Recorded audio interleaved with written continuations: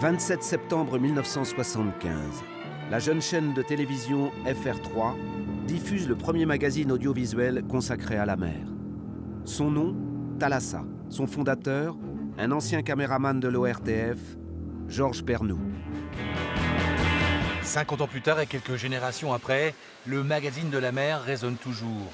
Le musée maritime de La Rochelle lui rend hommage, une invitation à plonger dans la genèse de l'émission, de ses grands moments au travers d'extraits de reportages et de documents inédits.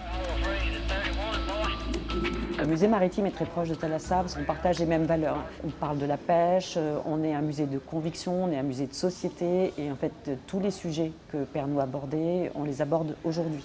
Pour inaugurer cette exposition intitulée Génération Thalassa, il y avait forcément toute la famille, à commencer par les filles de Georges Pernoud.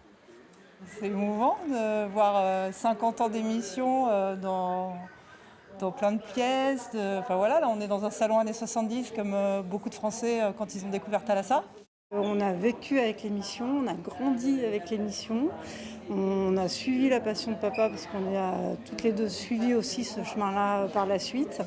Et non, c'est une super expérience, on a eu une chance inouïe avec un papa qui était extraordinaire. Plus de 40 ans de partage, 1700 émissions à travers le monde et La Rochelle, le port d'attache privilégié de l'équipe Thalassa et de son commandant. Il était amoureux de La Rochelle.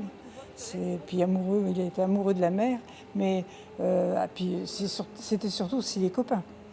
On retrouvait les bandes de copains, Jean-François Fontaine, Foll'Enfant. On avait toute une équipe de joyeux marins. L'empreinte rochelaise est même définitive. L'ancien forum des Pertuis, inauguré le même jour, s'appelle désormais Centre des congrès Georges Pernoud. À bientôt et bon vent!